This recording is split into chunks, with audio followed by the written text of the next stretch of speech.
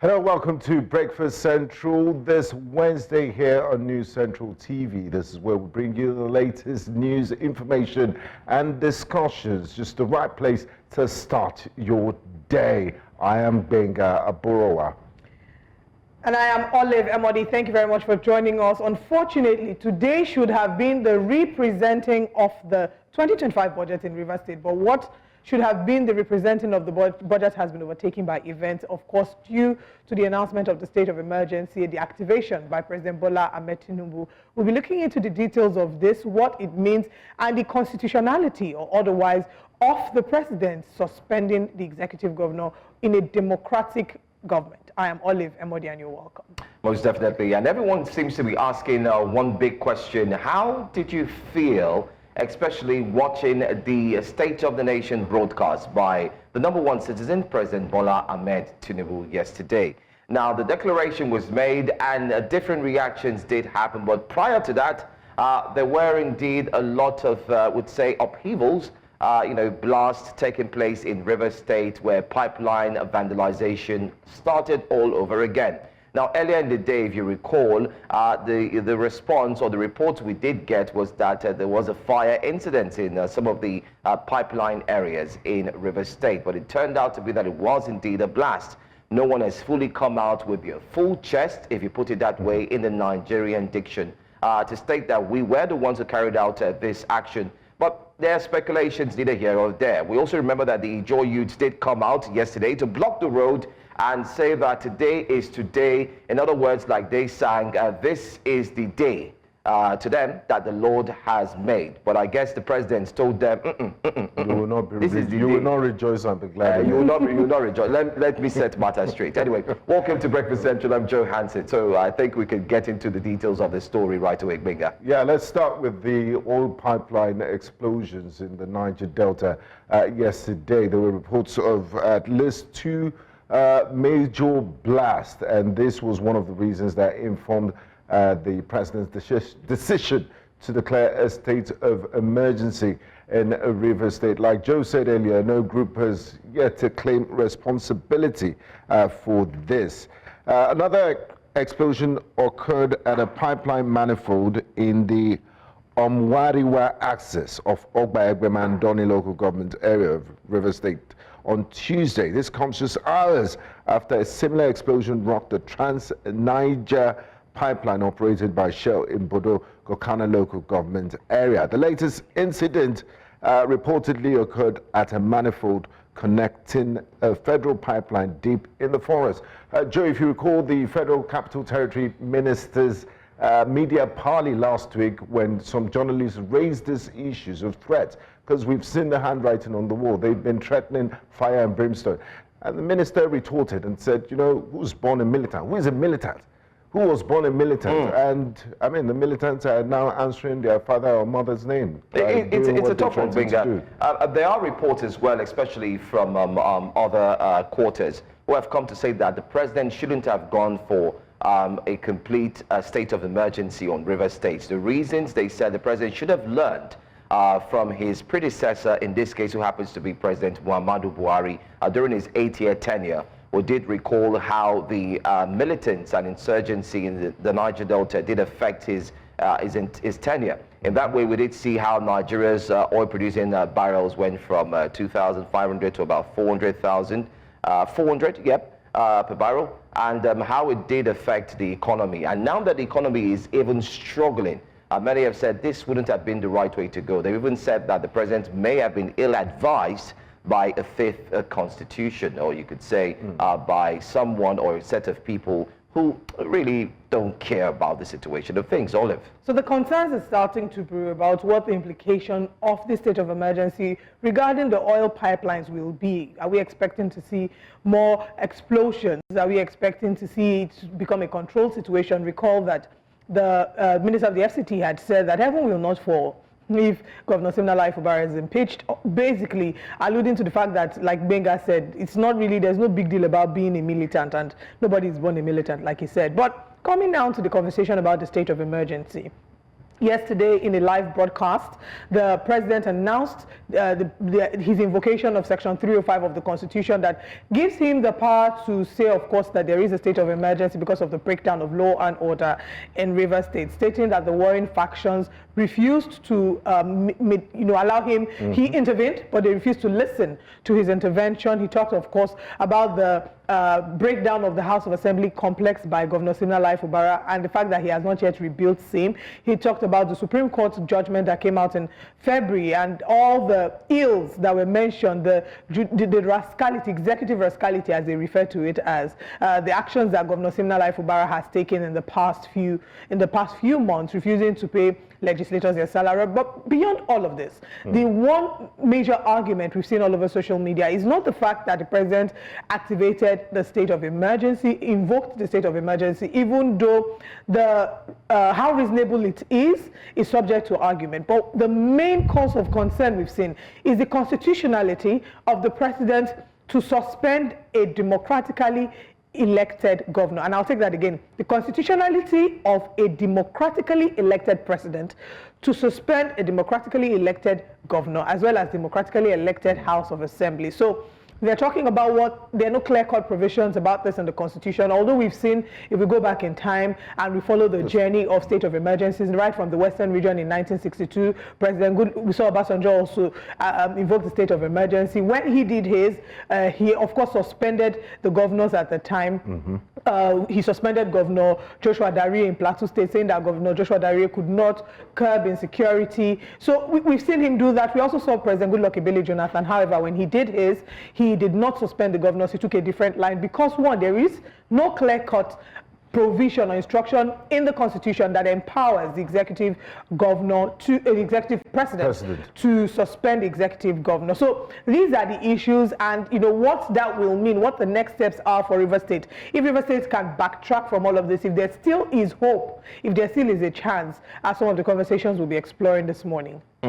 Very tough one, we could say. We wonder what Rivers is looking like this morning. Our reporters have done a very great job, and they will do so when they get to join us and circle around the state and find out what the indigents are saying. There's a bit of mixed reactions, by the way, we must mention this morning.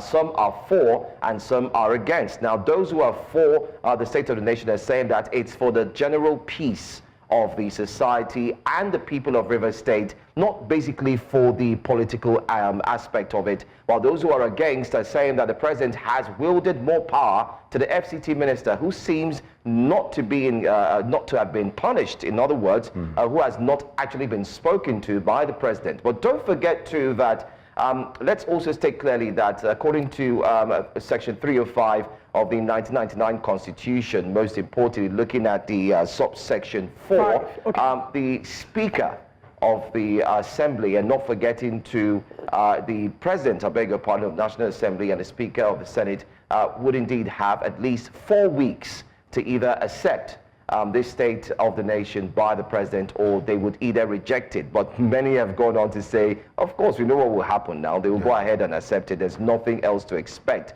But there also information that the president had sat down with security operatives before he did call for that broadcast. They had a meeting with yes, they had a meeting, national security and they looked at it in the entirety, what the risk is, and so on. We do have a poll that we're going to shoot up, and we'd like you to react to the poll. Surprisingly, Nigerians are already reacting to the poll. We're asking, what do you think? So go on X, or better still, formerly known as Twitter. Let's see if we can get that poll up. We'd like you to react to it. Tell us, what is your take on President Tinubu's declaration of a state of emergency and suspension of officials in Rivers State? So far, the results are already trickling in, we can say. 68% are saying it is unnecessary, and 23% say it is necessary, and 9% is saying that they are indifferent. In other words, they do not care. But there's a reason why you should care, Oliver Ngbenga, because if anything happens to the oil blocks or the pipeline vandalization increases, we know what it will have. It has serious implications for our economy. Nigeria is an oil base. Most of our FX is gotten from oil. So that's why most of those that support this declaration of a state of emergency say the president is not just protecting peace in River State. River State is different. It's not Plateau. It's not the Northeast. It's very critical to our survival as a country and our financial well-being and economy. So he had to act to prevent a total breakdown of law and order, because that's what it seemed it was driving at. And they said that hard reset button is necessary so that all the political gladiators can cool off, and maybe after 6 months, the initial period of the suspension, they'll get their acts together and, of course, govern properly and be matured about it. The sole administrator, the former Chief of Naval Staff, also has his work cut out for him. But I believe we'll discuss all of this in detail during the course of the program. And then just to quickly mention, when we talked about, you were talking about the constitutional provision about getting the support of the National Assembly. We're seeing here that representatives have said that the president did sit with them, not just Security Council, but with the National Assembly, and that there was a letter that will be made public where they, of course, he sought the permission and the approval, or maybe I would say ratification of the National Assembly. But we would get more details as today unfolds, and we would have lawyers join us, as well as political bigwigs, elder statesmen joining us from Rivers State to share what the current reality is, what the next steps are, if there is hope for Rivers State to get out of this situation. These are some of the conversations. But if you're in Rivers State, it's important that you share with us the state of affairs as well. Are you able to go to work? Is there some tension in the air? Please tweet at News Central TV. Absolutely. Let's also mention that right before we come to our headlines this morning, let's also mention that while all of this was happening in Rivers State and everybody seemed to have been head over heels, worried, different concerns, mixed reactions, well, a former presidential candidate of the Labour Party, talking about Mr. Peter Obi, decided to go the other way. Maybe he would speak on the Rivers State crisis. I'm sure he will. Yes, but he went on and told the Nigerian youths, it's time. I have joined you on TikTok. I love it. Yes, so the question is, many are wondering if Peter Obi would do some TikTok challenge. In fact, I have a suggestion for the next challenge he should do. But let's take a look at the video. This is my official and only TikTok page. Kindly join me towards building a new Nigeria that is possible. Thing is, there are people who are asking if this is AI. We're not quite sure if it really is him or if it's AI in this world. That's Peter Obi. Yeah. Sorry? That's it's certainly Peter Obi. Yeah. Okay. But if it is, I think again, it underscores the strength of the youth in being able to wield great influence in political conversations. They say if you want to catch a rat, you have to know how a rat works, right? You have to speak the language. So in this sense, no, Nigerian youth Olive, wait, I want to ask. I mean, we all know that TikTok predominantly is for young for Gen Z. Yes. And we know they have this challenge. Challenge. Are you trying to say that to catch the Gen Z? Oh, those are part of the things he has to do. Yeah, he's being too serious. This is TikTok. Yeah, this is TikTok. I mean, we saw Kamala Harris. When Kamala Harris was campaigning, she did everything she needed to do. Went on SNL Live, did parodies. You do the things that you need to do to be able to get their attention. Gen Zs are a very critical part of Nigeria's transformation, political transformation. We've seen the influence that Gen Zs have wielded in the protest. Even more recently with Ms. Ritter, of course, speaking and saying President Tinubu is a terrible president. Imagine this small, young woman, this Gen Z babe, all of a sudden gathering national and global attention, and everybody speaking for her. So already speaking for her. In fact, following her. Former Vice President Alhaji Atiku Abubakar speaking up in support of her. Obi Ezekwesili speaking up in support of her. Again, it shows that you cannot ignore Gen Zs in political conversations. Just like, you remind me of Donald Trump, when he said, that's my son, Baron Trump, give it to him, because he actually did a lot of work on social media and so on. Yeah, I mean, so I get your point, If Baron Trump put in the effort to ensure, I mean, Sheyi Tinubu is also putting in the effort now. Is he on TikTok? Well, it's a question, is he on TikTok? No comment. Okay, it's fine. Anyway, back to you, Benga. Yeah, so I guess that's it, Mr. Peter Obi. We wish you well in your TikTok journey, and we hope you'll be more, TikTok is lighthearted. You need to relax a bit and It was too serious, eh? We look forward to you doing 1 or 2 challenges in the No, future. he's not too serious. It's the most relaxed. I think it's one of the But most I mean, relaxed. he will he's a trendsetter. At least he's the first of the big political gladiators to join TikTok. And you know Nigeria, we like follow. So I won't be surprised if others follow suit. Anyway, more stories to come your way. That's all here on Wake Up Conversations. It's all about River State. Do you think the president was right to suspend the River State Governor Siminalayi Fubara, his deputy, and of course the Assembly? And you can go ahead on X, drop your comments. The polls are up right there on the screen. What is your take on President Tinubu's declaration of state of emergency and suspension of officials in River State? So far, so good. It is unnecessary. It is taking the lead. Let us know what you think. Go ahead on X at News Central TV and drop your comments. Let's bring to you what's coming up here on Breakfast Central on a Wednesday morning. This morning on Breakfast Central, President Bola Tinubu declares state of emergency in Rivers State, and that is the main core of our conversation today. Fubara, others suspended as Admiral Ibas leads Rivers affairs. He's been appointed the administrator.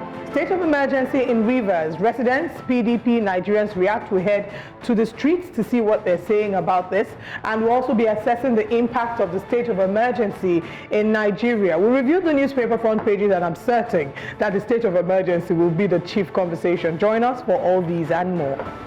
Several grave unconstitutional acts and the disregard of the rule of law that has been committed by the governor of Rivers State, as shown by the evidence before it, pronounced in very clear terms. And I quote, "A government cannot be said to exist without one of the 3 arms that make up of the government of a state under the 1999 Constitution as amended. In this case, the head of the executive arm of the government has chosen to collapse the legislature to enable him to govern without the legislature as a despot. As it is, there is no government in Rivers State."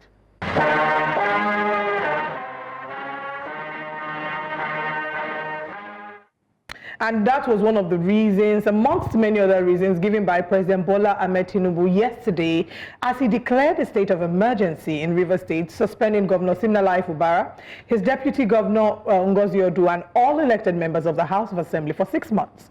The announcement, which was made during a nationwide broadcast, comes amid escalating political tension and reports of pipeline vandalism.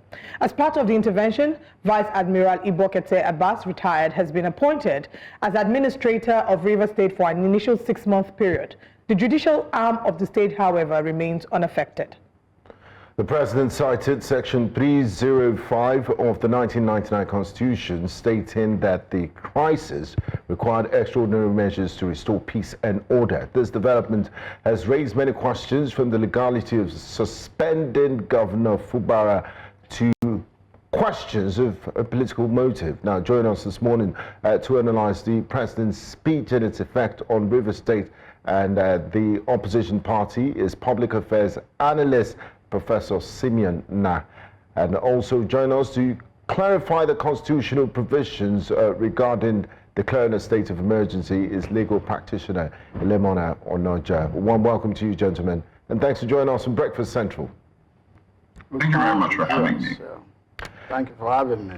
Now, I'd like to start with, they say charity starts at home, so I'll start with the good professor in our studio here. Professor, did you see this coming? And the president cited security reasons and also a breakdown of constitutional order in Rivers State. Damned if he does, damned if he didn't. He has declared a state of emergency now. Do you think that was the right move to restore confidence in governance in Rivers State? I will start philosophically. I will say, if you fetch insect-infested woods, you are inviting a reptilian groove. Having said that, I saw it coming, but I didn't see it come too fast, the way it did yesterday.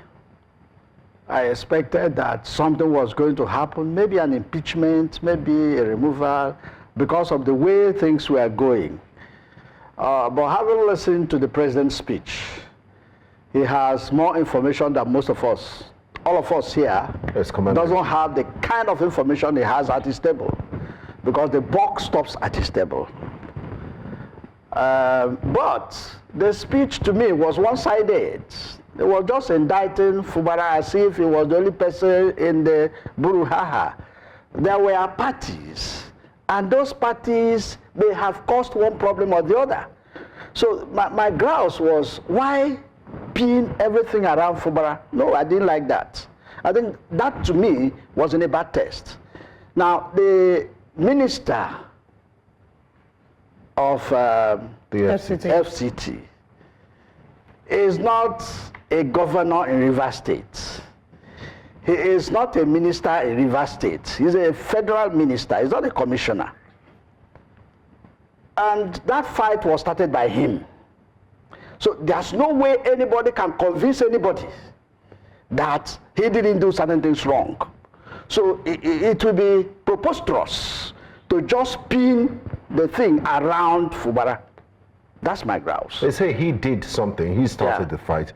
Then Mr. Fubara took unconstitutional means during the course of that fight. Well, now the focus is on the unconstitutional things the governor did to defend himself. Yeah. To me, I'm not a lawyer. Feels like a trap. So I don't want to go into constitutional issues. But we have seen that play out before now. We saw it play out in Edo during the time of Obaseki. He equally blocked some legislators from, because he went midnight and swore in some, and the people that were not in the swearing-in ceremony were not allowed to perform. There was no state of emergency declared. Now, we have seen situations too where state of emergency was declared and governors were not removed. During the Jonathan regime, in the northeast, so to speak, about 3 states, there was state of emergency. But when Jonathan wanted to remove the governor, I think he was advised against it, and he withdrew and allowed the governors to stay. It was only in the case of Darie that he was removed. And don't forget that Obasanjo is a military man, and he came from that military background. So it will be pardonable that a military man did it in a military fiat. But for a civilian in a democracy to do the same thing in a military fiat leaves more to be desired. All right. Let's now bring in the lawyer to talk about the constitutionality or otherwise of this. But let's first of all take a look at this video. Having soberly reflected on and evaluated the political situation in Rivers State, and the governor and deputy governor of Rivers State, having failed to make a request to me as president to issue this proclamation as described by section 305, paragraph 5 of the 1999 Constitution as amended, it has become inevitably compelling for me to invoke the provision of the section 305 of the Constitution of the Federal Republic of Nigeria, 1999, as amended, to declare a state of emergency in Rivers State with effect from today, 18th March, year 2025, and I so do. By this declaration, the governor of Rivers State, Mr. Siminalayi Fubara, his deputy, Mrs. Ngozi Odu, and all elected members of the House of Assembly State are hereby suspended for an initial period of 6 months.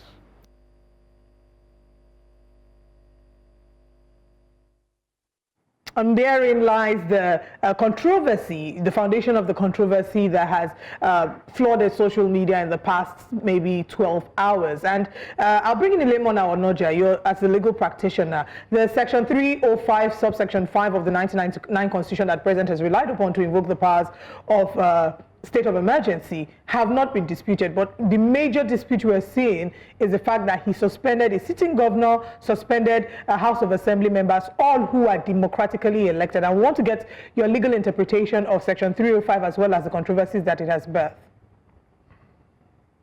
Hi, Olive. So it is very clear, it is without question, there's no argument that the president has the powers under section 305 of the Constitution to invoke a state of emergency.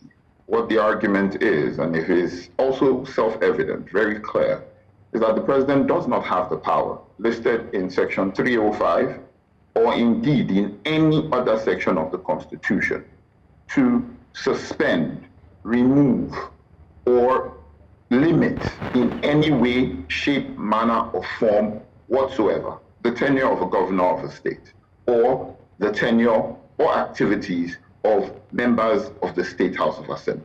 Nothing in the Constitution gives the president that power. In fact, the president's power to implement a state of emergency is not a unilateral power. It is not a power that exists at his desk alone. That power is supported by, has to be supported, the exercise of that power has to be supported by the votes of 2/3 majority of the Senate within 2 working days if the Senate is in session, and a maximum of 10 working days if the Senate is not in session. So the purported declaration of a suspension, a state of emergency, is by itself insufficient. He has to have published in the Federal Gazette that he has declared a state of emergency, and then that has to be supported by a motion passed by a 2/3 majority in the Senate within 2 days if the Senate is in session. So today is Wednesday the 19th. Yesterday was the 19th. Just to interject, does it matter if the House of Representatives say that they were contacted before now by the president and he wrote a letter? In fact, I'm going to read it from the way the Punch reports it. It says, the president's formal letter to the House of Representatives informing lawmakers of his decision and requesting the approval has now been transmitted, and the letter will be read on the floor of the House during plenary on Wednesday, March 19th, 2025. And further legislative action will be debated and decided on the floor. Does that count? Well, to me, it may be a courtesy that he's giving to the national, it may be a courtesy that he's giving to the House of Reps. I think that the Constitution is very clear that it says a 2/3 majority of the Senate in section 305. And so he may have chosen to give a courtesy to the House of Representatives. But beyond that, I do not see the legal effect. Now, Mr. Onoja, from what you said, it appears the president took on constitutional means to declare the governor and the State House of Assembly suspended. Does Mr. Fubara have any legal avenues or provisions to challenge this declaration of a state of emergency and, of course, a declaration of a suspension as we speak? I will think that he does. My call would be to not just to Governor Fubara of Rivers State, it would be to all the 36 governors of the Federal Republic of Nigeria, because it is in their best interests to immediately approach the Supreme Court and invoke the original jurisdiction of the Supreme Court and ask the Supreme Court to give an interpretation to the President's powers as provided for by Section 305. Why do I say that? What this means, if this stands, is that on any given day, any given president can purport to suspend, limit, remove from office the governor of a state for, like President Tinubu said, 6 months in the first instance, with the intention to continue, to roll that over again and again, and just generally keep that governor out of office. We must know that this is not within the contemplation of the Constitution. Sections 188 and 189, combined reading of sections 188 and 189 of the Constitution are very clear that there are only 5 ways the governor of a state can be removed from office. These are: 1, the completion of his tenure; 2, death; 3, permanent incapacity; 4, resignation; and 5, impeachment. There is nothing anywhere in the Constitution that says that by any other means the tenure of a governor can be suspended, limited, he can be removed or whatsoever. These are very clear unconstitutional powers. And I'm even saying particularly to the APC governors, it will feel like you are protected now because there's an APC president in office. But what happens if it becomes a PDP or a Labour Party president one day in the future? Then what? What we're doing now is that we're stipulating, we're accepting, we're seeing an introduction into our jurisprudence, something that says that you can willy-nilly remove the president and the governor of the state from the office. And it even goes to the president. What is to say that a band of military people cannot say, oh, the president is failing or the president has acted unconstitutionally and so we are going to remove him from office? Okay, what? Treading into very dangerous waters, and we ought not to do so. So what would be the response? Remember, if you look at, excuse me, Olive, right, if you look at section 217, subsection 2C of the Constitution, it says that where the president deploys the military in the country for any, for the purposes of extraordinary measures to quell riots, insurrections, and whatever have you, the military must act in the aid of civilian authorities, not in replacement of civilian authorities. It must assist the civilian authorities to implement any sort of measures required to restore peace, order, and good governance. The purported deployment of a former military officer in the stead of an elected governor and the state houses of assembly. Mr. President said in his broadcast, Governor Fubara has prevented the legislature from functioning. And so, in effect, I am going to prevent the executive and the legislature from functioning. How does that work? All right. If you recall, when former President Jonathan declared a state of emergency in 2013, national leader of the ACN, as he then was, Bola Tinubu, made a public statement condemning the declaration of a state of emergency and said the president ought to have explored political measures to resolve the issues that the president cited. If you recall, in 2000 and I think it was 2006, when former President Obasanjo wrongly and illegally named a sole administrator to manage the affairs of Plateau State. Former governor of Lagos State, as he then was, now President Bola Ahmed Tinubu, issued a statement condemning it, calling it illegal, unconstitutional, null and void, and of no effect whatsoever. To then see the same person who had on two previous occasions, complained about the institution of a state of emergency and the appointment of a sole administrator in whatever guise, to then come, remove a governor, purport to appoint a sole administrator, and suspend the powers of the House of Assembly. He has no such right. All right. So you say that the Constitution does not have any clear instruction that empowers the president to suspend governor and executive governor of a state. What would be your response to those who would argue that if we go back in time to look at the executive presidents, for example, former President Olusegun Obasanjo, who interestingly was also a PDP president when in 2004 he declared a state of emergency in Plateau State due to insecurity and suspended Joshua Dariye, and of course had retired General Chris Ali as sole administrator, and then in 2006 in Ekiti when he suspended Fayose and retired, and then had retired Major General Tunji Olurin as the administrator. So the argument might be that whilst there's no clear-cut instruction, but it has been done before, and like they will say, heaven did not fall. It was illegal then, it is illegal now. It was unconstitutional then, it is unconstitutional now.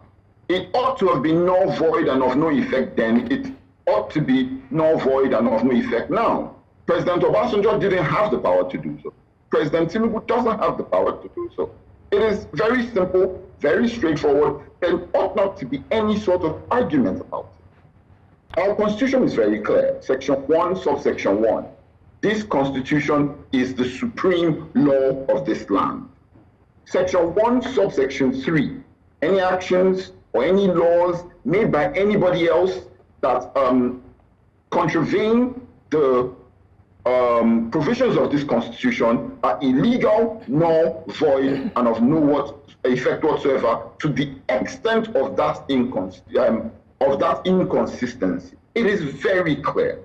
There need not to be any argument. In fact, how confident I am about this is that we said, okay, let us enrich Nigeria's jurisprudential conversation And we actually made an offer on Twitter, myself and a group of other friends, some of them lawyers. They're saying that we will actually give, for the purposes of continuing legal education. And we've raised the pot of money that exceeds 2.37 million naira. Anybody that can show us any place in the Constitution that says that the president has any such powers, one person should show us. It doesn't exist. Okay, thank you. Thank you, Mr. Onoja. We'll get back to you shortly. I want to bring in Professor Na in the studio. There's a school of thought. I mean, we can argue the constitutionality, but let's look at the reality. The reality is that this state of emergency has been declared and it's here to stay. Now, there's a school of thought that thinks the president acted in the best interest of the people of Rivers State, because we've seen this back and forth. The State's House of Assembly was adamant to even listen or sit down with the governor. It couldn't do anything. Therefore, there was a break down in law and order. People have called it a no victor, no vanquish situation, because the FCT minister, from his body language, would have supported the impeachment of Governor Fubara. It didn't happen. And the State House of Assembly members have been suspended. In street parlance, this is what they call 1-1 goalless draw. So don't you think the president acted after meeting with his national security advisor and service chiefs in the best interest of the country? And the context of River State is different from Plateau and the Northeast because there's economic ramifications. We have critical national infrastructure there. What do you make of the president's declaration in that sense, or that school of thought?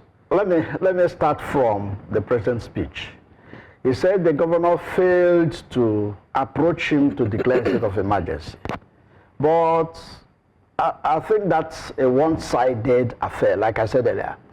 He failed to tell the nation that there was no state assembly that will move that motion and then approve the motion and send it to the governor, because there should be a 2/3 majority of the House of Assembly approving that state of emergency, then forwarding it to governor that will enable the governor to approach the president. The president didn't tell us that there was no state assembly to do that. But he was accusing the governor of not approaching him. How would the governor approach him? From the blues? No, it's not right. Well, a school of thought might say he did that in the best interest of the country. Another school of thought will say no, because he had ample opportunity to do so earlier than now. I will give you a typical example. We had a near similar example in Lagos State. He called in the people that were involved and brokered peace almost instantly, although that's a peace in the graveyard, because that matter is still in court. However, one expected that he would have, people have been saying, call the FCT minister to order, and he failed to do that. Again, the PANDEF, for instance, met him, and they agreed they are going to have a truce. The FCT minister refused to attend that truce. And if you listen to the body language of Fubara, he has been saying, I want to toe the path of peace. So, you see, I felt very... But people said it came a little bit too late. It's better late than never. At least he made the move to reconcile. What of people that didn't make any move to reconcile at all? No, it's better late than never. If he had made a move to reconcile, it should have been represented, you know. At the end of the day, these people did not appreciate the late move he's making to, maybe he realized late that, look, it is better to Jojo than to war. The suspension of the Amiwule lawmakers and all the lawmakers, is it not balanced in the sense of it, if you say the president was one-sided in... Okay, if he want to balance it, he would have suspended the FCT minister too. I mean, it's not a part to... because he's the part of the problem. It seems that Onoja has something to say about that. Please go ahead. Now, the Constitution is also very clear. Section 68, I know the 68 applies to the members of the National Assembly. However, the Constitution is also very clear. If you're duly elected into office as a member of the legislature and you leave the party on which platform you were elected to another party, you automatically lose your seat. Of course, there is a proviso that says, except if the party that you are leaving is affected by internal conflict to the point where it cannot function. There's an internal division of that political party. Now, that provision of the Constitution was interpreted in Olusegun Abegunde and others versus the Ondo State House of Assembly, where the Supreme Court said the only basis that you can move from one political party to another if you're a member of the legislature and retain your seat is that your political party must be so broken down that it cannot function. Yeah. That if your political party can function in any way, shape, or form whatsoever, if you leave one party to the other, you must lose yours. These members purported to have left. Their seats were declared vacant in furtherance of the provisions of the law.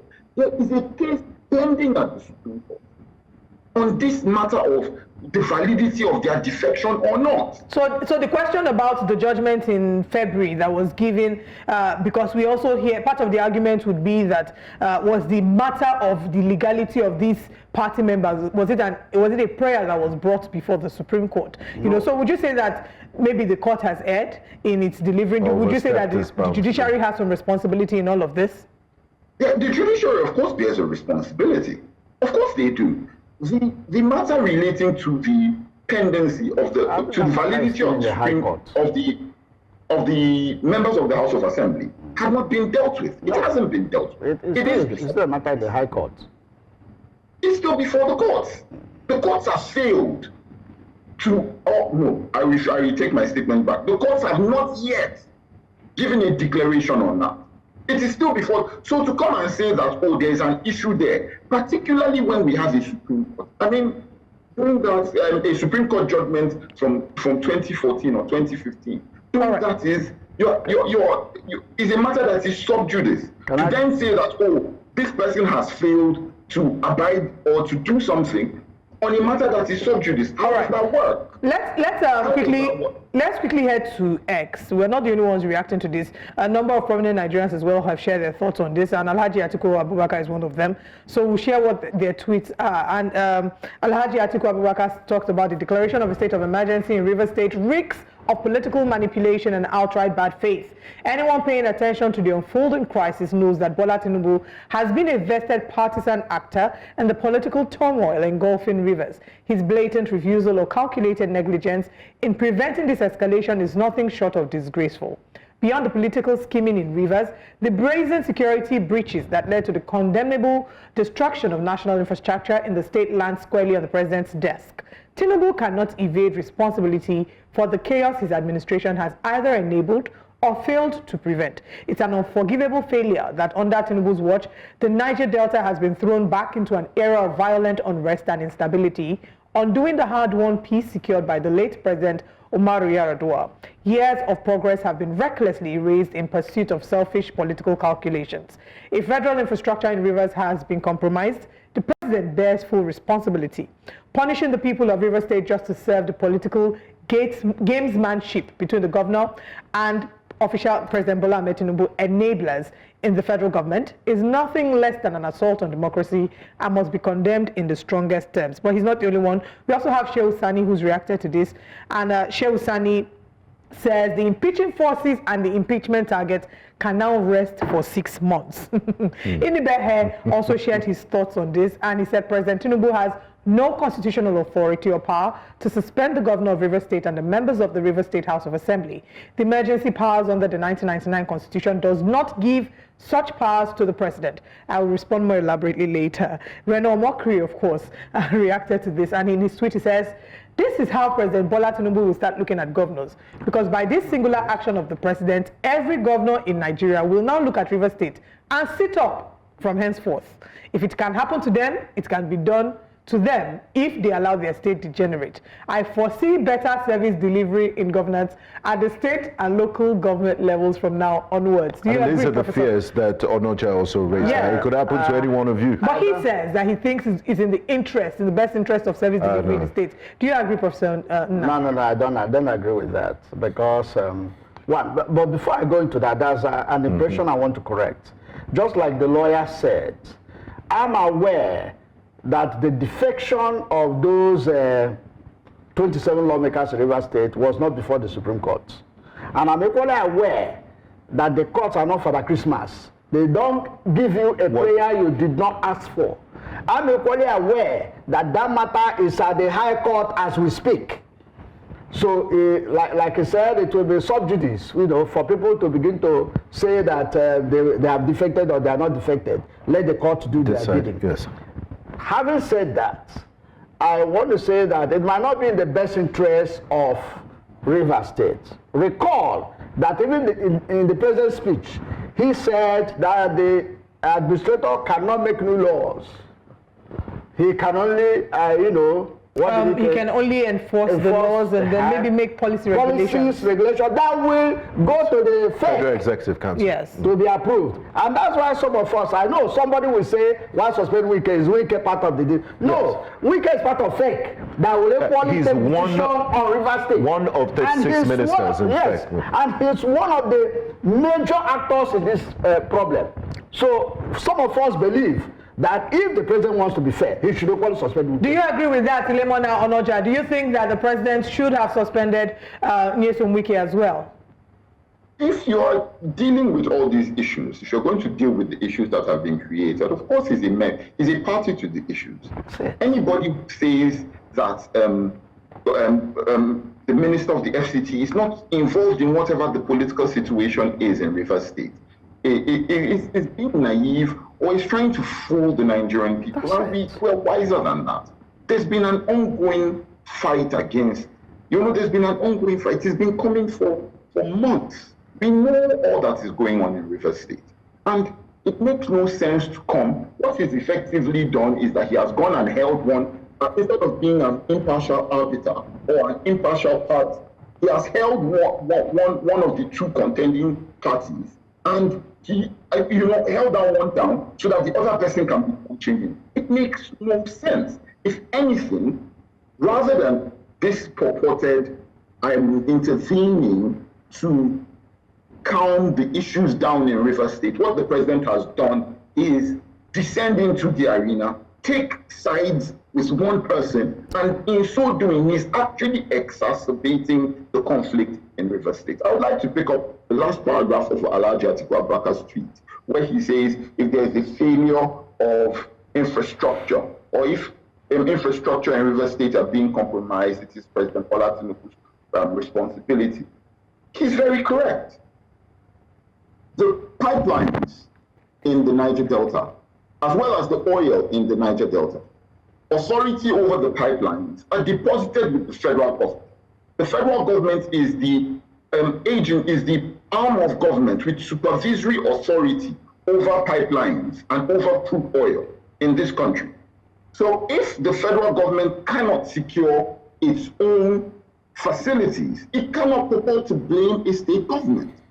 A step further, the federal government has entered into pipeline security and pipeline monitoring contracts with security agencies formed by, now this is just going to be very straightforward, with security companies formed by former militants in the Niger Delta. You've given billions of naira worth of contracts to people to provide you pipeline security. If your contractors, the federal government contractors, not the state government contractors, if your contractors have failed, the state government is not a party to part. But Mr. Raja, he did say, Mr. President in his broadcast, did say that Governor Fubara made no mentions about dousing the tension, no appeal to agitators to put down their arms, and he didn't appeal to them to stop this violence. So his silence might have been inferred as consent. Is the president saying that when OPC was operating in Lagos State so many years back, it was his responsibility as governor to come and say, oh, you must put down your arms? Or it was the responsibility of the federal government? Are we saying that it is the responsibility of all the governors, for which, if they do not exercise, they can be removed? All the governors of the North, where where Boko Haram and all these thugs and marauders and what do they call them? Insurgents are operating. As if they do not come out and condemn the activities of these of Boko Haram, then we can remove them from office. Is he saying that the vice president ought to have been removed from office because Boko Haram was operating in Borno State? Is that what he's saying? It contradicts his own comments made in 2013. It simply is unlawful. You cannot purport to say, oh, you did not condemn the activities of criminals. That means, what he's saying is that this means that every day in this country, because of the failure of security, our governors are supposed to be on radio, television, pages of newspaper, social media, and so on. Every time there's an act of a criminal group, they must quickly rush to the media and condemn it. Otherwise, they can be removed from office. Okay. That makes sense. All right, let's bring in Professor Nna as quickly as possible because we need to also get reactions from the FCT. Professor Nna. You see, blaming the governor for not, dousing the tension or saying anything about the tension. For me, the question I would like to ask is, does he have security reports? And I'm asking that question based on the last local government election. Recall that the Nigerian police refused to provide security for him.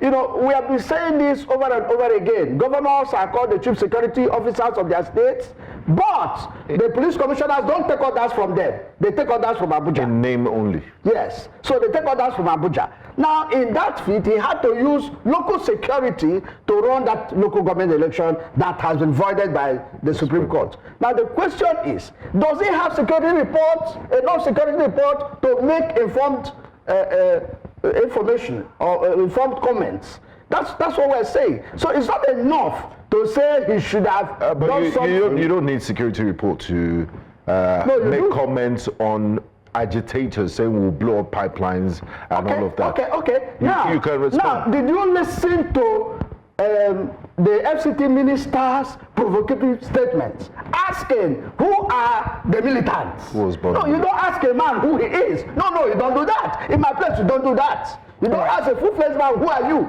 No, he will show you who he is. So also, again, many people have said that the president should have condemned the treatment and cautioned him. But the conversation continues. We need to head to River State. Professor Siminalayi, thank you very much for joining us this morning. You're welcome. And thank you very much, Lemona Onoje, for joining us this morning as well.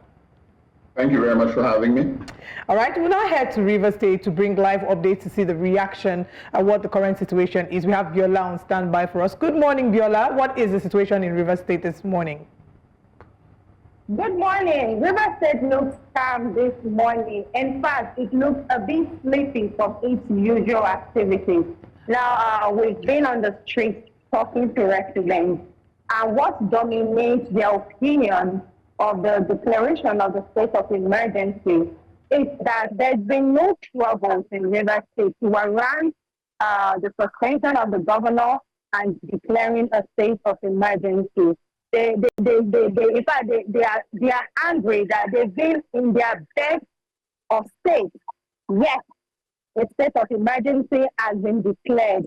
They are now asking on what basis has River State been declared a troubled zone, because they cannot point any wrong that has been done. They cannot point any unrest that has been done to warrant a state of emergency. They are also arguing that this has been a fight between two politicians, and this should not have been allowed to get to the people because all arms of government have been dismantled in the state. Now we will have to go back to the drawing board. What happens to the infrastructure programs that were ongoing before this declaration? We might just have to go back to stage one. This is what they are saying. Now, we have some residents standing by who would like to also share their opinion on the happenings in the state. So he will talk to us now. And so can you tell us how you feel about this news when it came up yesterday?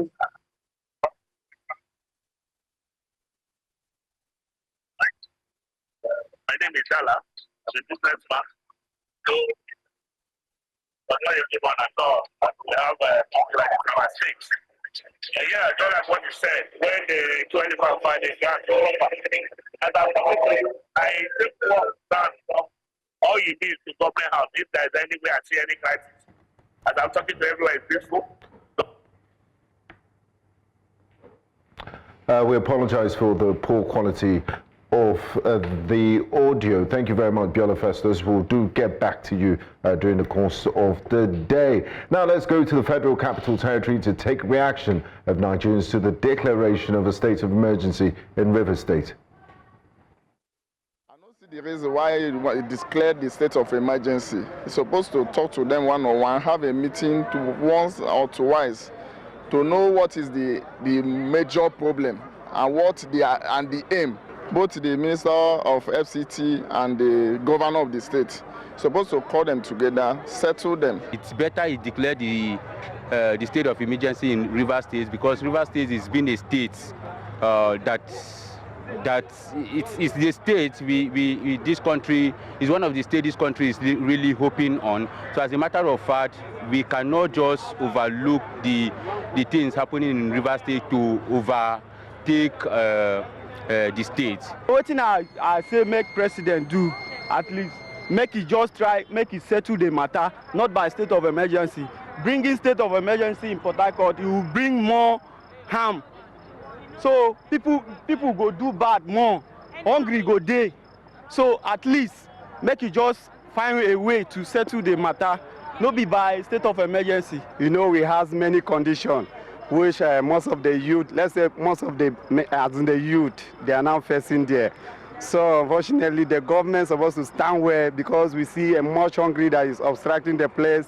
So they're supposed to try their own best and do a right thing for the youth, and everything will balance well.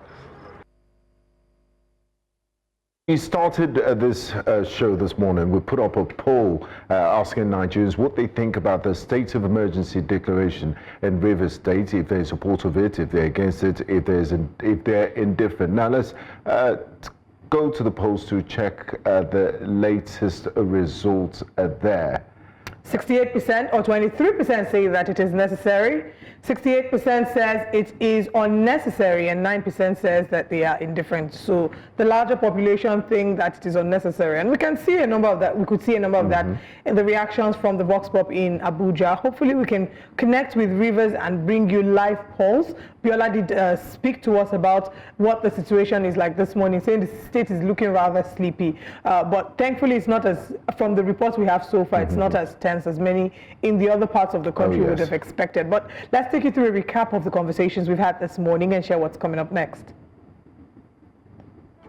This morning on Breakfast Central, President Tinubu declared state of emergency in Rivers State. We're joined by Ilemona Onoja and Professor Simeon to dissect this. Fubara others suspended as Admiral Ibas leads Rivers affairs. And state of emergency in Rivers, we're assessing the impact of this, especially looking at the legal perspective. Still looking at Rivers State, let's share what's coming up next. Coming up next in Breakfast Central, PDP. Nigerians react to suspension of Governor Fubara. We'll bring you the newspaper front pages. Remember, you could call in and interact with us. And of course, which way Nigeria, we'll be talking about the crisis in Rivers State. Do stay with us. Breakfast Central continues shortly.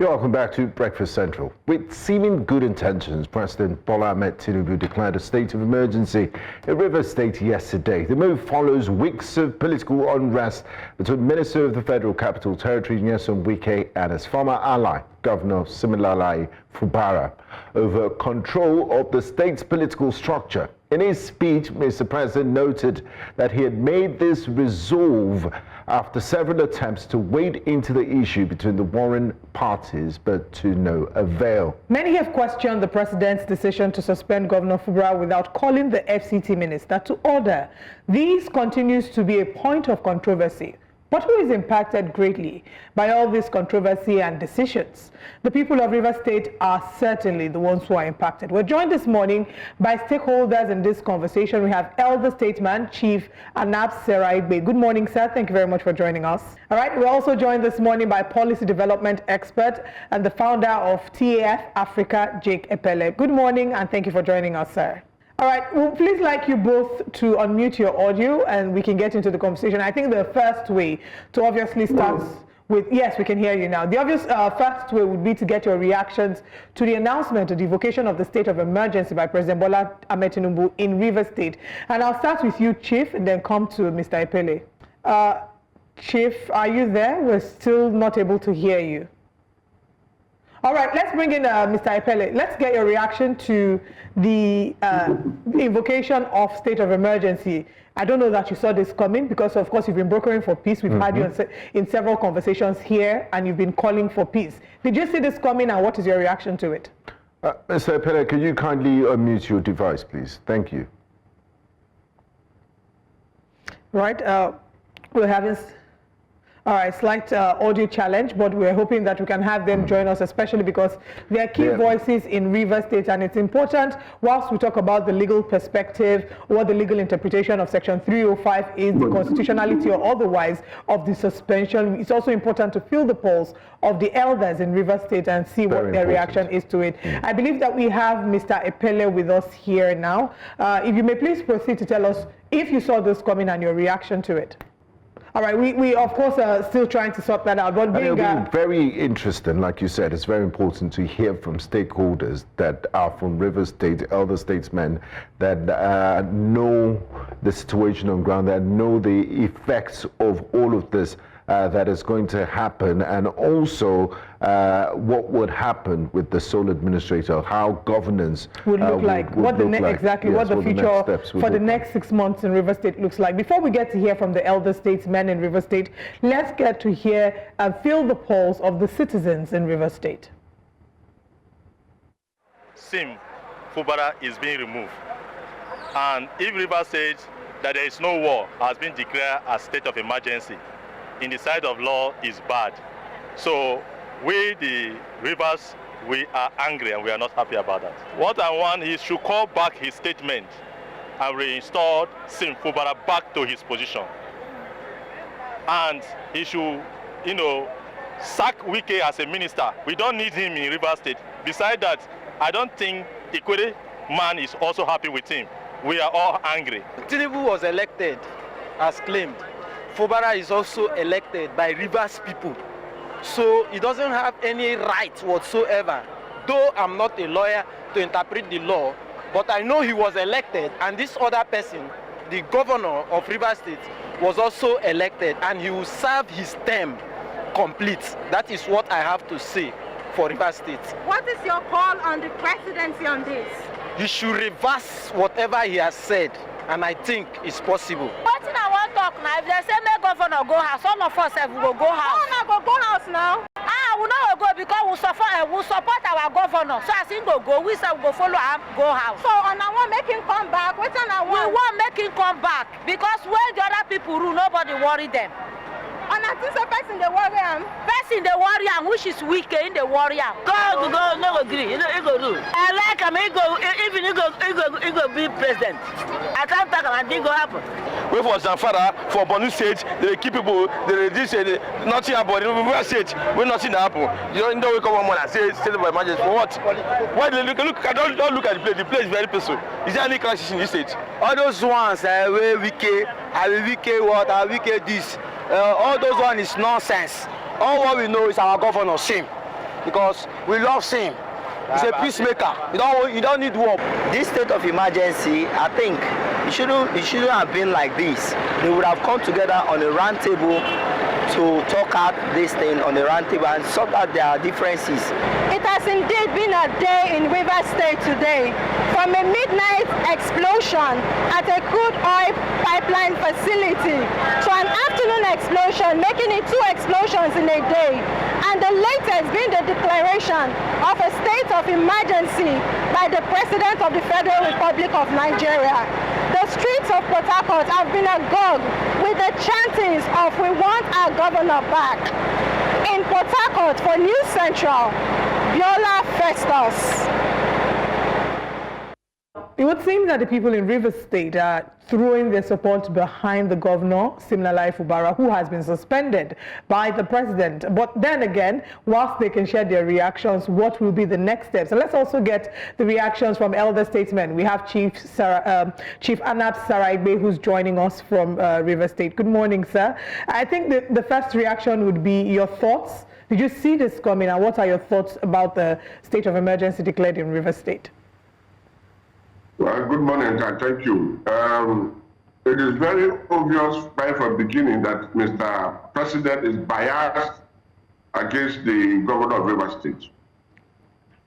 I say this with all authority that first, it gave us a lopsided agreement and forced the governor to implement.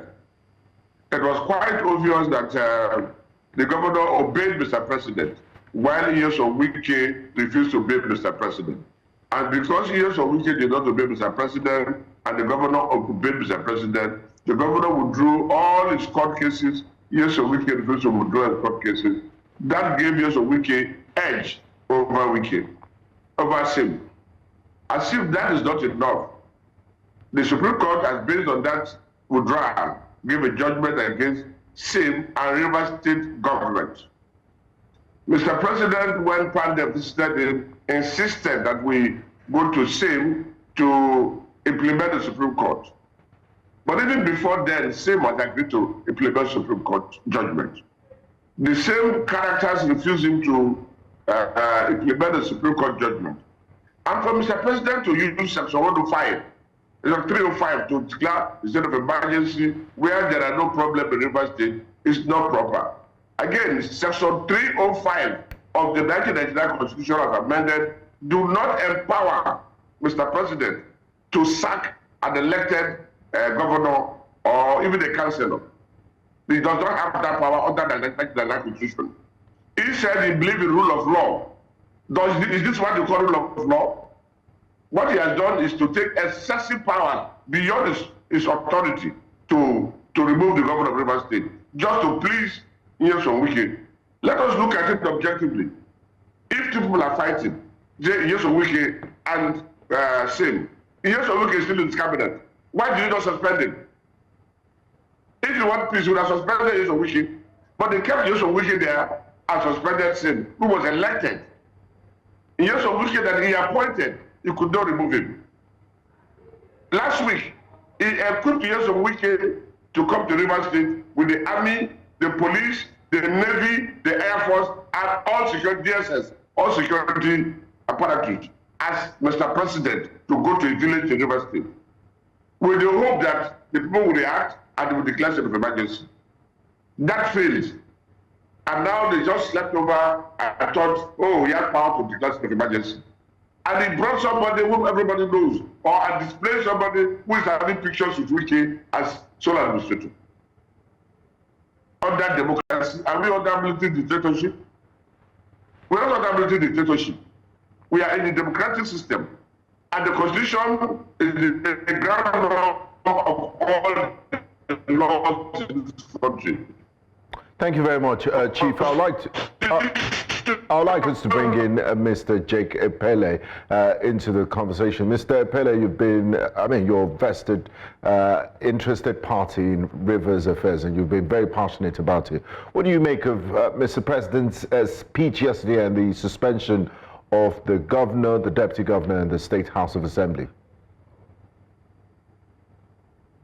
See me, of course, NEPA struck, but you can hear my voice loud and clear. in a few seconds. Yeah, you can keep talking. We can hear you. Go ahead. Yeah, you can keep talking. We can hear you. Okay, so you can see me. They have to power on the generator. No, it's fine. Just keep talking. It's unfortunate that the president will bow to the pressure of a minister which he appointed. What he has done is unconstitutional, you know, because he didn't follow the constitutional due process, you know. But I know a leader, when that leader is willing to reverse himself, and it's not too late for the president to reverse himself. What has happened is not good for democracy. I mean, some of the claims in his speech are not evidenced. You know, you say the breakdown of governance. The governance has been on. This young man has been fighting the fight of his life for the people.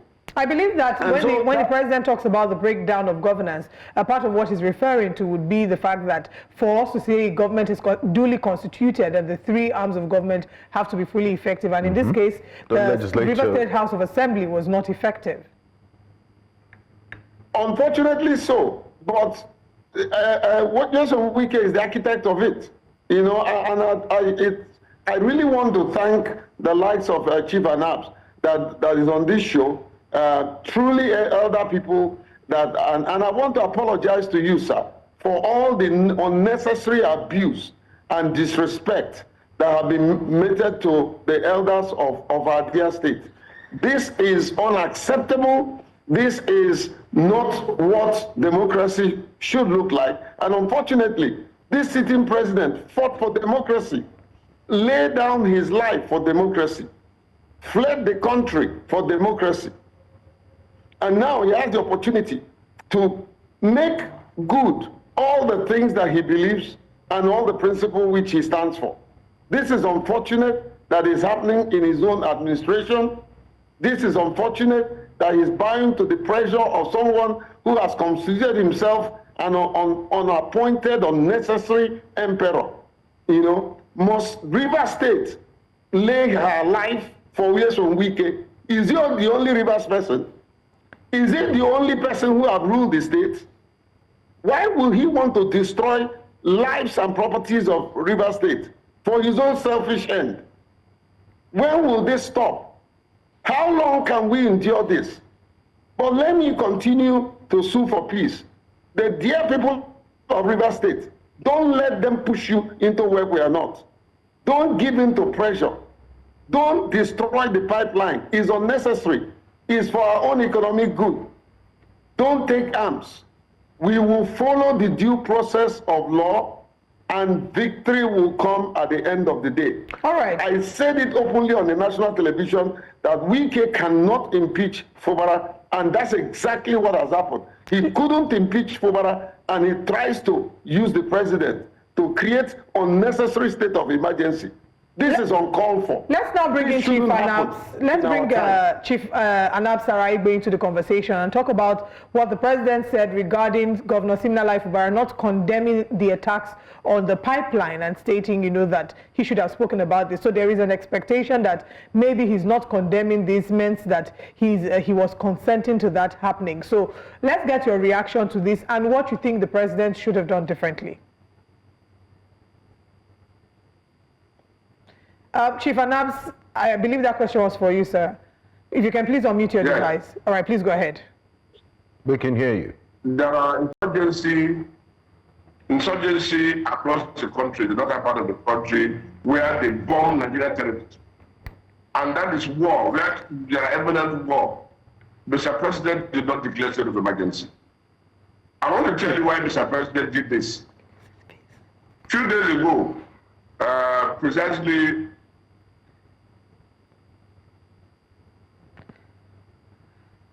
Chief Anabs, are you here with us? On Monday, all right, go ahead. Federal had the meeting. I mean, I had the sitting. In that sitting, they tried to bring the Supreme Court judgment to stop the sitting. Unfortunately, the court went ahead to hear the case. and reserve judgment for 15th of April.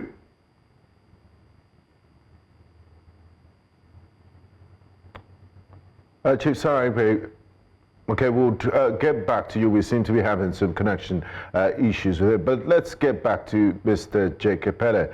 Now, Mr. Epele, the people that have argued on the side of Mr. President saying, look, he took this decision as a father of the nation, as a chief security officer, that you shouldn't wait for it to boil down to a situation of total carnage and war, that the steps he took were preemptive to stop a total breakdown of law and order, and that's what a responsible person will do. They also say Mr. President is not biased, because if he was biased, he would have left the members of the State House of Assembly. So it's a case of no victor, no vanquished. Do you agree with this take?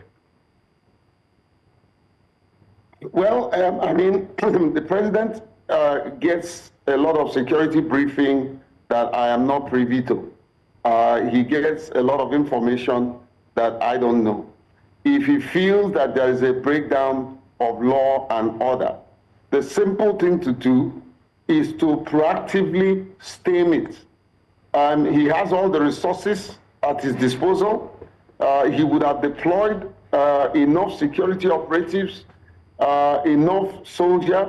He would have called the governor that whom he described as his son, and hold him personally accountable, and send him back to ensure that there is law and order. You know, he didn't do that. Now, one of the things that gave me concern was when he added in his address that Fubara is responsible. He personally blamed Fubara that he pulled down the State House of Assembly. Where did he get the evidence? Where is the evidence? Where is the evidence? Are there not destruction that is linkable to, allegedly, I would say, to Nyesom Wike? Was he blamed? The destruction of the local government secretariat and all that? Did anybody point accusing finger on him? Well, I think maybe because there was an explanation given for the demolition, stating that because there had been an explosion before, and then they were saying that they did it on advice, professional advice, because the integrity of the building had been compromised. And many people said it's not enough, like there might have been some sinister motive behind that. But let's bring in Chief Anab Saraibe to the conversation. Before the disconnection, I was asking you your thoughts on the president saying that Governor Siminalayi Fubara did not condemn the actions of the pipeline vandals, and that is there anything you think the president should have done differently? If yes, can you please share? And you were sharing with us why you think this happened, the state of emergency.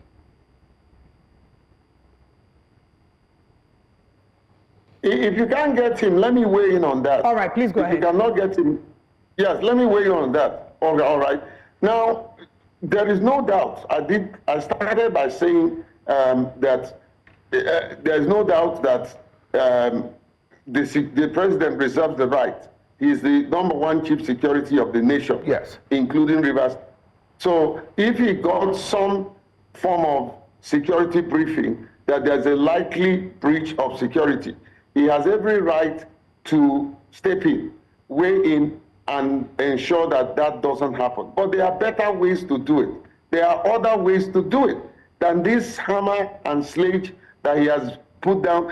Unknown to them, they didn't do it to Fubara. They did it to the entire people of Rivers State. You know, I mean, there's been worst situation in other states, and even on your voice pop, they said it.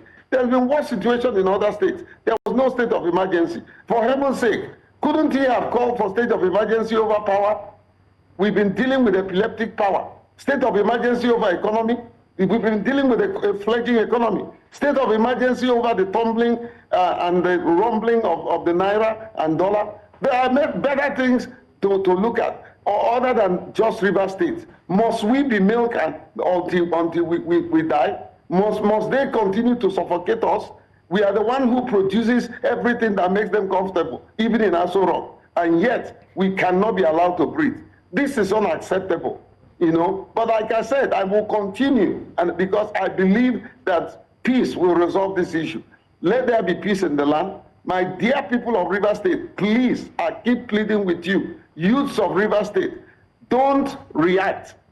We need to respond to this situation, and we need to respond in a very calm and lawful manner. But is there any other suggestion as to what? Is there any suggestion again as to what can be done to ensure peace? You've spoken to the people of River State. The governor has been suspended, deputy suspended, House of Assembly suspended. Are there any other alternatives? Because before now you were positive that there were still other alternatives that could ensure that both parties find a middle ground. Is that option still on the table?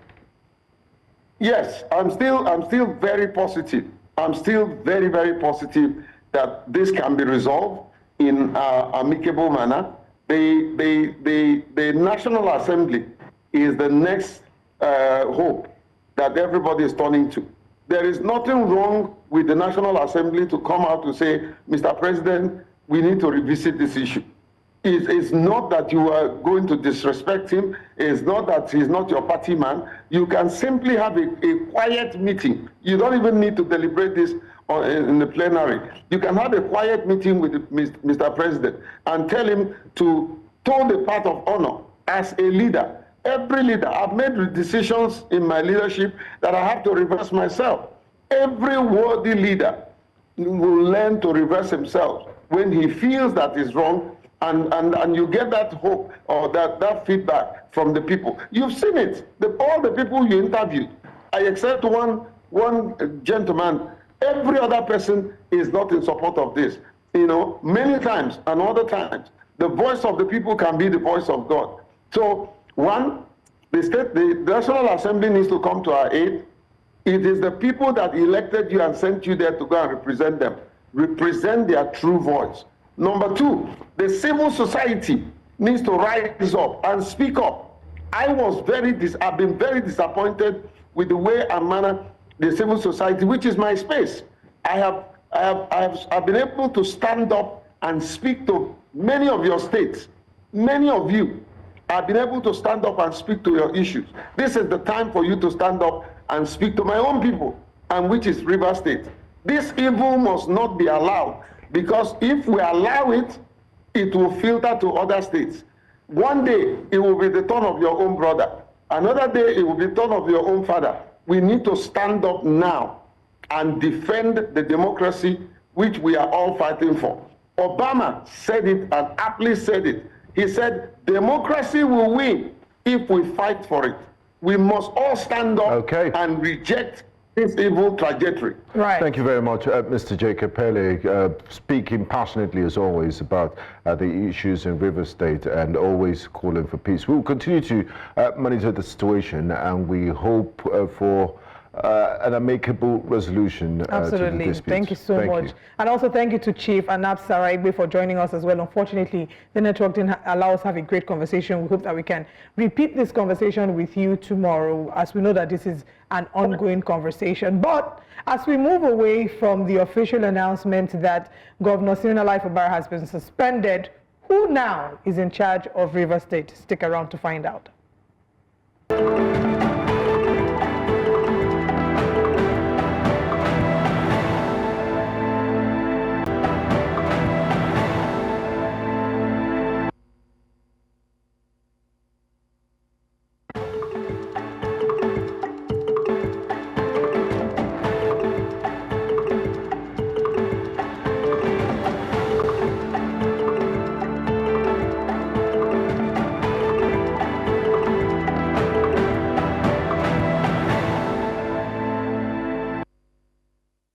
Welcome back to Breakfast Central. Now, as part of the efforts to quell the drama happening in River State, there's been a suspension, and someone else has been appointed, the administrator of River State. To talk to us more about all that, let's bring in Joe Hansen. Good morning, Joe.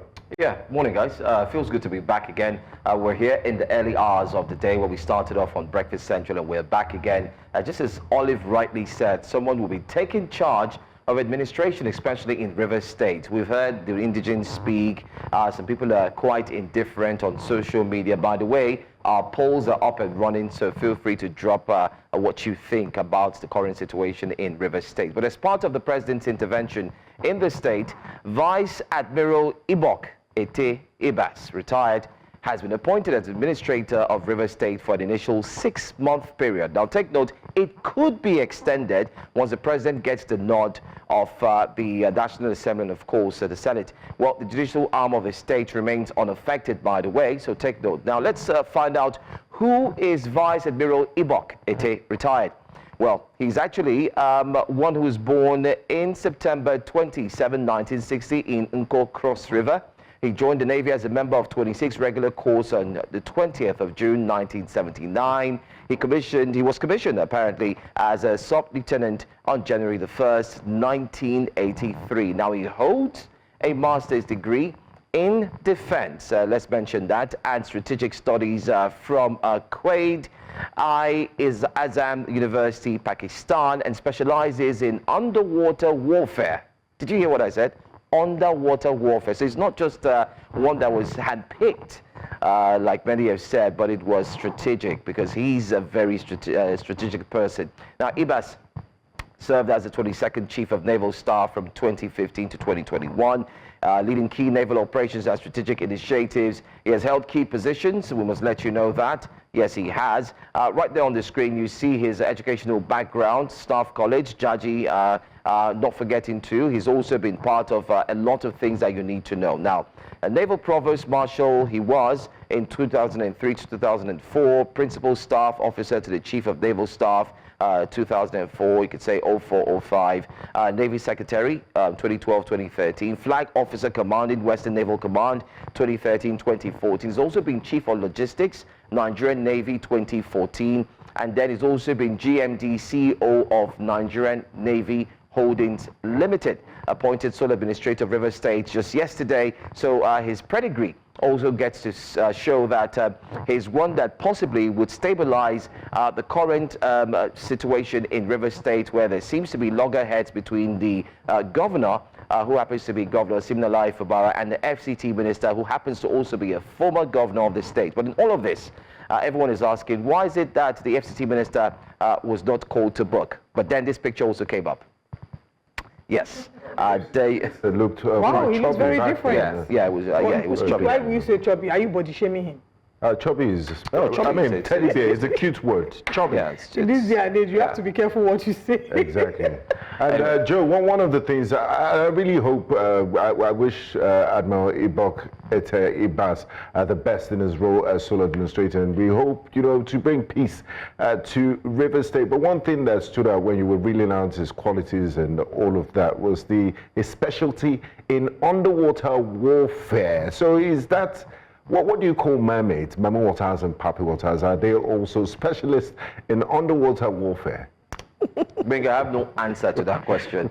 But no, you're a journalist. I think I have an answer. Okay, go ahead. No, but not the answer to the question. Queen of the Coast. No, I know what both of you are about to do. No, hold on. But I think I want to just add to what Binga has said. Okay, yes, you go. If you see his administration in underwater affairs, is why they've made him administrator of rivers. Whoa, I see what you did. So I'm going to take it from there. You are right. Normally, when there are situations like this, I was doing a lot of reading just behind the scenes. You will need someone who understands the terrain. Someone who has actually he doesn't just understand the terrain, he's also an expert and understands possibly how the entire area works. If you need to actually carry out security work, or you need to ensure that you have your team there, this person knows what it means to actually do that. And that's exactly what we've seen. And we've been trying to match his qualifications and why he's been appointed, especially in River State. And we've seen that, okay, this seems to be a very, very right decision to be made and the right person. But then again, the question really is he capable of bringing peace to River State? Indigents are saying that there seems to be no warfare, so why state of emergency? Binga, Olive, we're going to take a look at the papers very quickly. I know my time is running out, but before we take a look at the first paper, Nigerians are asking on X, by the way, go check out our polls. Nigerians are asking that this is just River State.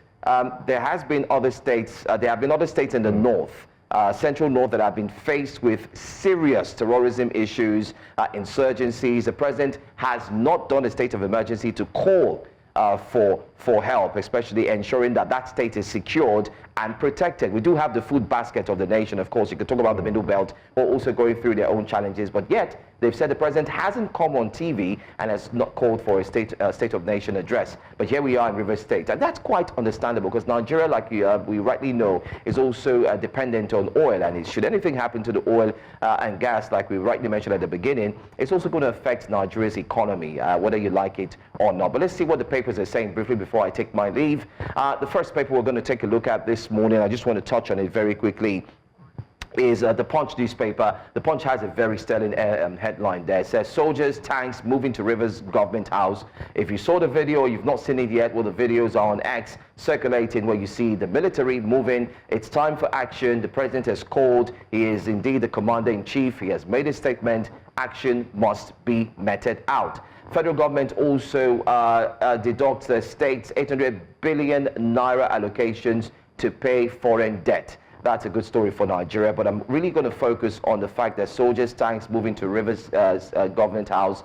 NBA lawyers say suspensions illegal. PDP LP Atiku Pandef slammed Tinubu, so it's a mixed reaction. They do not like what he's done, but like we said, it seems to be a reminiscence of what happened during the time of General Olusegun Obasanjo, where he also had called for a state of emergency and also suspended the governors at that time. National Assembly to debate President's state of emergency today. Some Nigerians are of the opinion that nothing good will come out of it. It's a rubber stamp assembly. How true is that? Fubara blames pro-Wike lawmakers. Ibas takes over. Let's see one last paper before we move to... okay, anyway, I think that's all. Let's just stick to Punch and wrap things up there. But if you need more information, follow us on X.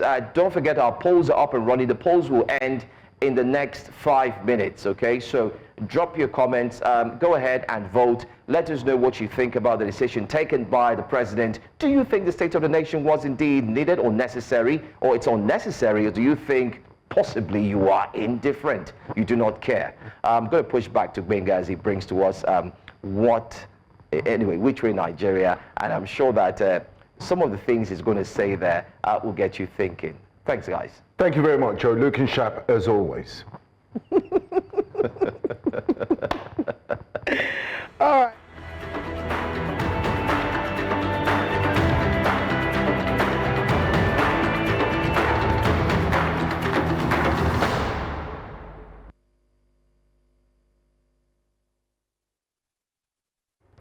Welcome, ladies and gentlemen, to the grandest stage of all, where power is the prize, betrayal is the script, and the people, well, they're just the audience. Rivers State, one of Nigeria's wealthiest, most powerful states, a land blessed with oil resources and hard-working people. But instead of good governance, we get a high-stakes political thriller. The script as old as Nigerian politics itself. Godfather picks godson, godson gains power, godfather demands loyalty, godson rebels. Boom, chaos erupts.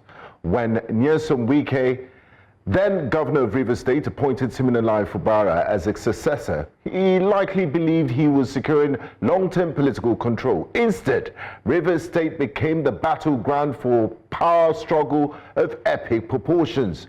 The Rivers State House of Assembly chambers were destroyed, factional lawmakers held parallel sessions, and legal battles dragged on. Now, the latest twist. On March 18, 2025, President Bola Tinubu declared a state of emergency in Rivers State, suspending the governor, deputy governor, and all lawmakers due to the escalating political crisis. Retired Vice Admiral Ibok-Ete Ibas has been appointed as a caretaker to manage the state affairs for 6 months while the judiciary continues its functions. But here's what no one is asking.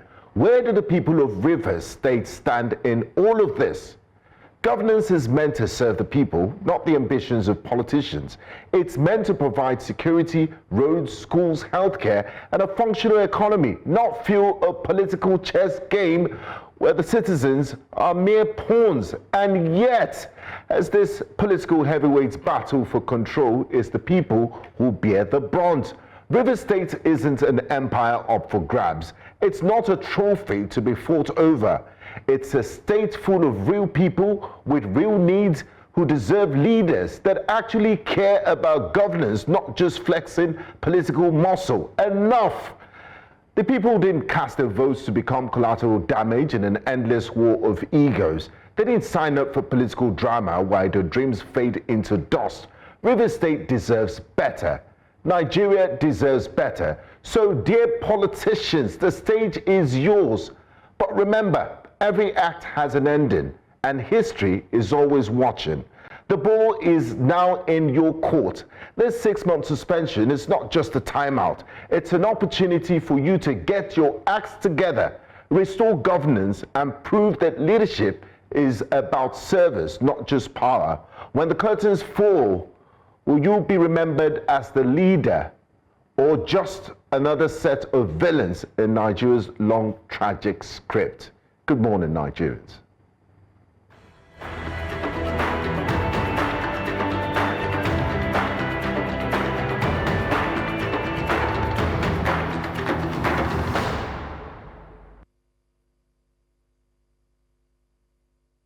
Fantastic storytelling there by Gbenga Aboroa. I mean, we don't want to end up as mere pawns. No, we don't want to. But you know what's interesting is seeing cycles repeated. For example, Nyesom Wike fighting what he did to his predecessor. Condemning his predecessor for the same thing he's doing. And then pledging not to interfere with governance. Then talking about political structure. Then remember him saying he will set fire to the state of anybody who tampers with his political structure, something within that line. All of that drama is just sad to say that at the end of the day, like we always say, the people. When two elephants fight, the grass is what suffers. But also from the pulse of the people, what we're seeing in our vox pops and the elder statesmen, there are lots of people who have thrown their support behind Governor Siminalayi Fubara. If they are supporting him, then what next? I mean, what really is democracy? Democracy is the will of the people, is the voice of the people, is a government of the people, for the people, by the people. What are the people saying? Who did they democratically elect? Who did they throw their votes behind?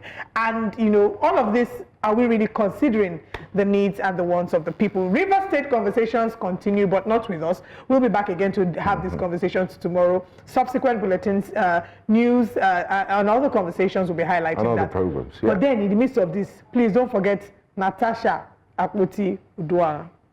Okay. We'll see you again tomorrow. Women supporting women. I am Olive Emodi. And I'm Gbenga Aboroa. See you tomorrow. Bye-bye. Bye-bye.